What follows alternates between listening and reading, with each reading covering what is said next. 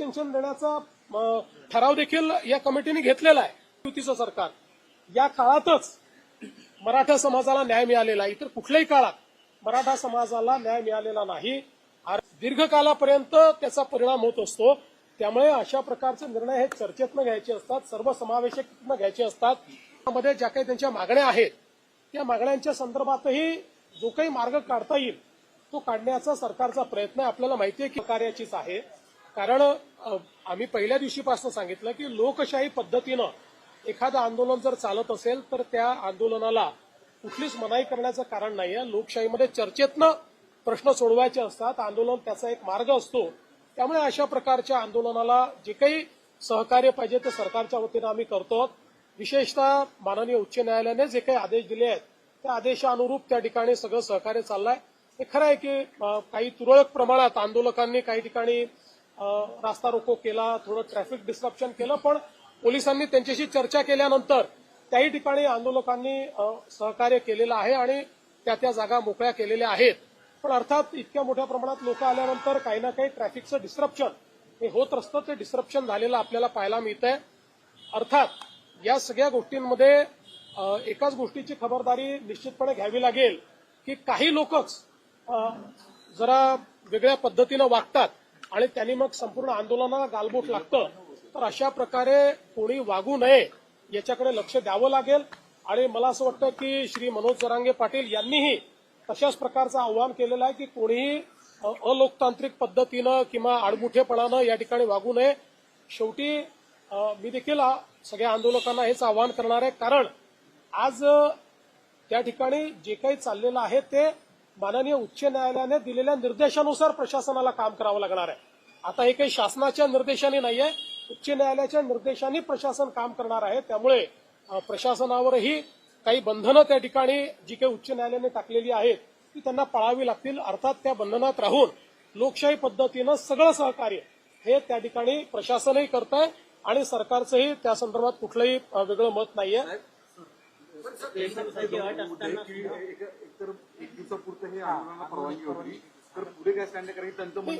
मला असं वाटतं की त्यांनी पुन्हा परवानगी मागितलेली आहे आणि कायद्याच्या चौकटीत राहून जे काही उच्च न्यायालयाने निर्देश दिले त्याच्या चौकटीत राहून पोलीस त्याचा सकारात्मक विचार करतील. जो काही कारण शेवटी आता हा निर्णय प्रशासन आणि आंदोलनकर्ते यांच्यातला निर्णय आहे.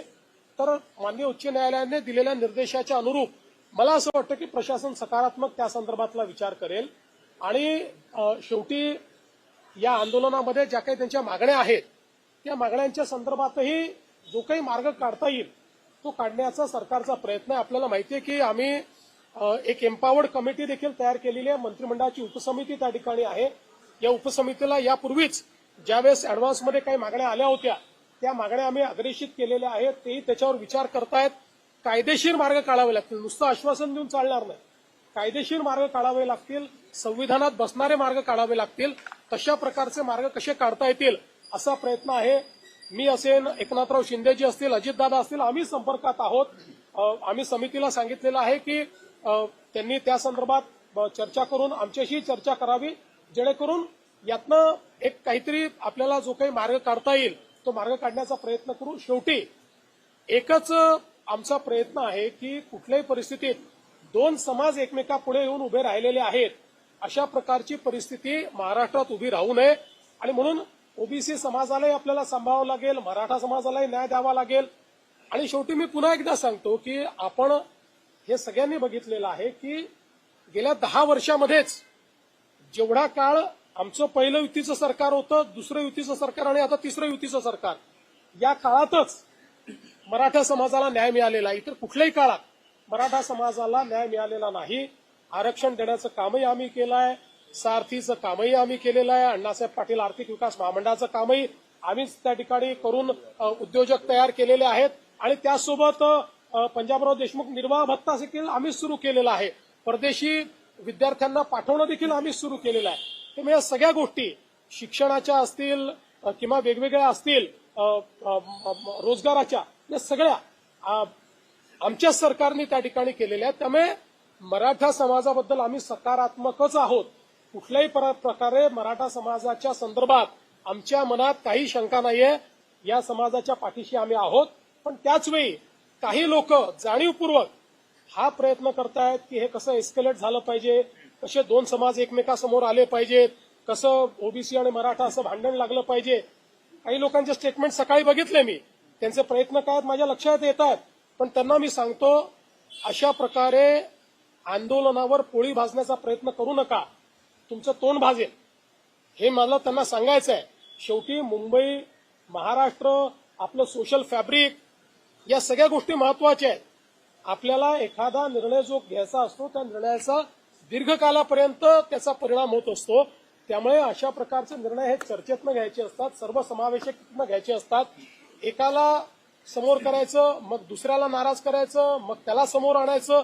अशा प्रकारचे प्यादे लढवणे, अशा प्रकारचे एकमेकासमोर लोक झुंजवणे हे या सरकारचं धोरण नाही. आम्ही त्यातनं प्रयत्नपूर्वक मार्ग. सर, तुम्ही चर्चेबद्दल बोलताय, आंदोलक आणि तुम्ही, आंदोलक आणि सरकारमध्ये काही चर्चेची शक्यता म्हणजे काही त्या संदर्भात काही पावलं? त्या दोघांमध्ये एक सकारात्मक चर्चा होईल आणि सकारात्मक चर्चेमधून या गणेशोत्सव काळामध्ये, कारण तुमच्या काळामधलं आंदोलन कुठेतरी तोडगा निघावं या संदर्भात आणि निश्चितपणे मी आपल्याला सांगितलं की आपण त्याकरताच ही समिती तयार केलेली आहे. ती समिती त्यांच्या ज्या मागण्या आहेत त्या मागण्यांवर विचार करते आहे, त्याच्यानंतर चर्चा देखील करेल. जी काही चर्चा त्या ठिकाणी आवश्यक आहे ती चर्चा करून तोडगा काढायचा प्रयत्न करू. वेगवेगळ्या लेवलवर ही चर्चा होत असते. त्यामुळे आणि यापूर्वीही चर्चा एक प्रकारे कमिटीने सुरूच केलेली आहे, कारण मागण्यांवर कमिटीची एक बैठक देखील झालेली आहे. आणि मग त्यातनं कमिटीने वेगवेगळे म्हणजे त्या मागण्यांच्या संदर्भात कायदेशीर पोझिशन काय आहे. आता शिंदे समिती आहे, शिंदे समितीचा अभ्यास कुठपर्यंत आलेला आहे. शिंदे समितीला ऑलरेडी एक्सटेन्शन देण्याचा ठराव देखील या कमिटीने घेतलेला आहे. त्यामुळे असं नाहीये की कमिटी काही करत नाही, कमिटी करतेच आहे. ही एम्पावर्ड कमिटी आहे. या कमिटीला शासनाचे सगळे अधिकार आहेत. ही कॅबिनेटची कमिटी आहे. कॅबिनेटच्या सब कमिटीला कॅबिनेट पुढे जावं लागत नाही. कॅबिनेटची सब कमिटी ज्यावेळेस एखादा निर्णय करते त्यावेळेस तो कॅबिनेटचा निर्णय म्हणजे मंत्रिमंडळाचा निर्णय मानला जातो.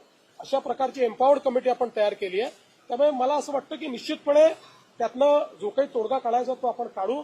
मात्र कुठेही लोकांना त्रास होईल असं वागणं हे योग्य होणार नाही. त्यामुळे माझं आव्हान आहे की लोकांना त्रास होईल असं कोणी वागू नये. सर, रेल्वे स्थानकांवर मोठ्या प्रमाणामध्ये आंदोलकर्ते गेलेले आहेत, पाऊस आहे. पाठिंबा पण आम्ही मागे हटणार नाही आणि उठणार नाही अशी जी टोकाची भूमिका घेतली जाते. असं आहे की शेवटी चर्चेतनं मार्ग निघेल ना, चर्चेतनंच मार्ग निघत असतो. मला असं वाटतं की त्यांनाही माहिती आहे कायदे आहेत, व्यवस्था आहेत, समित्या आहेत. त्यामुळे सगळ्या गोष्टी एकदम सगळ्या पदरी पडतात असं नाही आहे. पण आपण चर्चेतनं मार्ग काढत असतो. आता मागच्या काळामध्ये आपण 10% रिझर्वेशन दिलं. आज अशी परिस्थिती नाही आहे. 10% आरक्षण लागू आहे. त्या आरक्षणाप्रमाणे भरती झाली आहे, भरती चालली आहे. त्याच्यामध्ये ते आरक्षण कुठेही कोर्टाने नाकारलेलं नाही. कोर्टात आरक्षण आतापर्यंत नीट टिकलेलं आहे. त्यामुळे आत्ताची परिस्थिती अशी नाही की मराठा समाजाला आरक्षण नाहीये, ते ऑलरेडी आहेच. मराठा समाजाचं आरक्षण टिकलेलं आहे. पण एक गोष्ट मात्र निश्चित आहे की वेगवेगळे पक्ष जे या संदर्भात सोयीची भूमिका घेत आहेत त्या पक्षांना माझं आव्हान आहे की सोयीची भूमिका घेऊ नका. भूमिका घ्यायची तर ठाम भूमिका घ्या. ठाम भूमिका घेताना दिसत नाही. आम्ही तर बोललोच होतो, याचंही करा त्याचंही करा, अशा प्रकारची भूमिका नको. जे कायदेशीर आहे ती कायदेशीर भूमिका घ्या ना. तुमची भूमिका सांगा, काय कायदेशीर भूमिका आहे. या संदर्भात ते भूमिका याकरता सांगणार नाहीत, कारण त्यांना समाजामध्ये भांडण होताना कुठेतरी त्यातनं राजकीय फायद्याचा वास येतो. आम्हाला राजकीय फायदा करून घ्यायचा नाही. आम्हाला सगळे समाज सांभाळायचे आहेत. आमचं सरकार इतक्या मोठ्या संख्येनं या ठिकाणी निवडून आलं कारण आम्ही सगळ्या समाजाला सांभाळलेलं आहे. सगळ्या समाजाने आम्हाला मतदान केलेलं आहे. त्याच्यामुळे आम्हाला सगळ्यांना सांभाळावं लागेल. सगळ्यांना सांभाळून सगळ्यांचे ॲस्पिरेशन्स जे आहेत ते ॲस्पिरेशन्स कसे पूर्ण करता येतील हे आम्हाला प्रयत्न करायचा आहे. सर, रेल्वे स्टेशन सर एकीकडे अशी मागणी जरी जरांगे पाटील करत असले, काँग्रेस असेल किंवा ठाकरे गट असेल किंवा शरद पवार गट असेल, ते मात्र यावरती ठाम भूमिका घेत नाही. सरकारने निर्णय घ्यावा असं उत्तर दरवेळी. म्हणूनच मी मागतो, कारण या सगळ्या लोकांनी मागच्या काळामध्ये याच्या संदर्भात एक सर्वपक्षीय बैठकीत ठराव करून सह्या केलेल्या. आपल्याला सगळ्यांना माहिती आहे त्यांनी सह्या केलेल्या आहेत. त्यांचं पत्र आहे, पब्लिक डोमेनमध्ये पत्र आहे. त्यामुळे त्यांची भूमिका काय आहे ही त्या पत्रातनं बाहेर आलेली आहे. म्हणून मी म्हटलं की आता सोयीची भूमिका घेणं आणि लोकांची दिशाभूल करणं हे बंद केलं पाहिजे.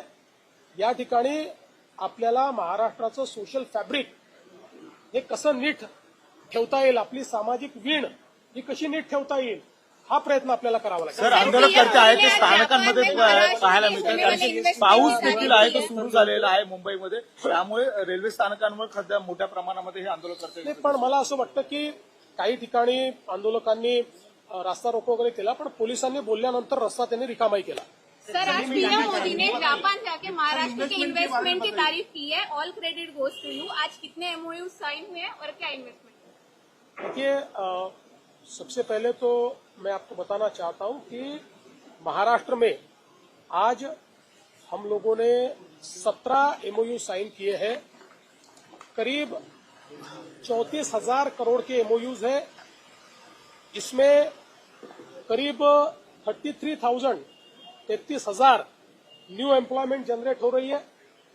ये नासिक विभाग में नासिक है, अहिल्यानगर है, नंदुरबार है, यहां पर एमओयूज है. पुणे विभाग में पुणे में एमओयूज हुए हैं. विदर्भ में नागपुर है, चंद्रपुर है, गढ़चिरौली है, और हमारे रायगढ़ में भी एमओयूज यहां पर साइन हुए हैं. और इसके कारण बड़े पैमाने पर एम्प्लॉयमेंट आएगी. ये ईवी में है, बस में, ईवी बस में, ईवी ट्रक में, सोलर मॉड्यूल में, डिफेंस मैन्युफैक्चरिंग में, जीसीसी में, यानी हर प्रकार के एमओयूज ये आज हुए हैं और बहुत क्रेडिबल ऐसी इंस्टीट्यूशंस के साथ हुए हैं.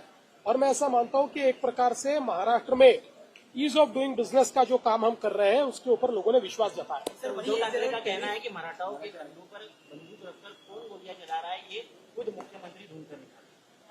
देखिए, उद्धव ठाकरे जी के सरकार के कार्यकाल में मराठा समाज के लिए किया हुआ एक काम वो दिखाया, उसके बाद बोले. सर